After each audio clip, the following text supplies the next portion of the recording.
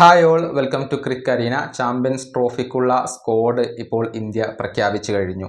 മലയാളി താരമായ സഞ്ജു സാംസണ് ഇടം നേടാൻ സാധിച്ചില്ല എന്നുള്ളത് ഏവരെയും സങ്കടപ്പെടുത്തുന്ന ഒരു കാര്യമാണ്.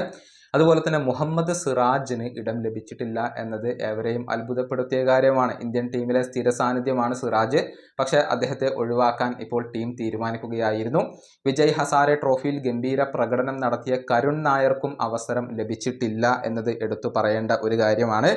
ഏതായാലും മുഹമ്മദ് സിറാജിനെ എന്തുകൊണ്ട് ഒഴിവാക്കി എന്നുള്ളതിനുള്ള ഒരു വിശദീകരണം ഇപ്പോൾ ഇന്ത്യയുടെ നായകനായ രോഹിത് ശർമ്മ നൽകിയിട്ടുണ്ട്. അതായത് അദ്ദേഹത്തിന് കാര്യക്ഷമത ഇല്ല, അത് കുറഞ്ഞു എന്നാണ് രോഹിത് പറഞ്ഞിട്ടുള്ളത്. ഈ ഒരു ന്യൂ ബോളിൽ മാത്രമാണ് അദ്ദേഹത്തിന് കാര്യക്ഷമതയുള്ളത്. ബോൾ ഓൾഡർ ആകുമ്പോൾ അദ്ദേഹത്തിൻ്റെ കാര്യക്ഷമത കുറഞ്ഞു വരുന്നു എന്നാണ് രോഹിത് പറഞ്ഞിട്ടുള്ളത്. ആ ഒരു എഫക്റ്റീവ്നെസ് ഇല്ലാത്തത് കൊണ്ടാണ് സിറാജിനെ ഒഴിവാക്കിയത് എന്നാണ് രോഹിത് നൽകുന്ന വിശദീകരണം.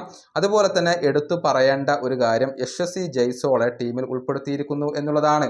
അതായത് ഒരൊറ്റ ഏകദിന മത്സരം പോലും കളിച്ച് പരിചയമില്ലാത്ത താരമാണ് യശസ്വി ജയ്സ്വാൾ. ഇന്ത്യക്ക് വേണ്ടി കളിച്ച് പരിചയമില്ലാത്ത താരമാണ് ജയ്സ്വാൾ.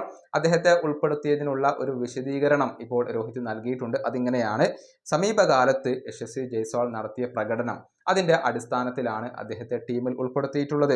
അതായത് ഒരൊറ്റ ഏകദിന മത്സരം പോലും അദ്ദേഹം കളിച്ചിട്ടില്ല എന്നുള്ളത് ഞങ്ങൾക്കറിയാം. പക്ഷേ അദ്ദേഹത്തിൻ്റെ ക്വാളിറ്റിയും അതുപോലെ തന്നെ പൊട്ടൻഷ്യലും ഞങ്ങൾ കൃത്യമായി തിരിച്ചറിഞ്ഞിട്ടുണ്ട്. അതുകൊണ്ടാണ് അദ്ദേഹത്തെ ടീമിൽ ഉൾപ്പെടുത്തിയിട്ടുള്ളത്.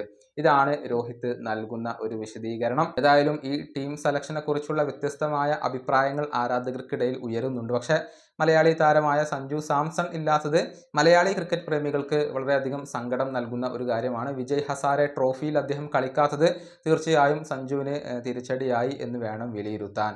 ഈ വീഡിയോ അവസാനിപ്പിക്കുന്നു. അടുത്ത വീഡിയോയുമായി വീണ്ടും കാണാം.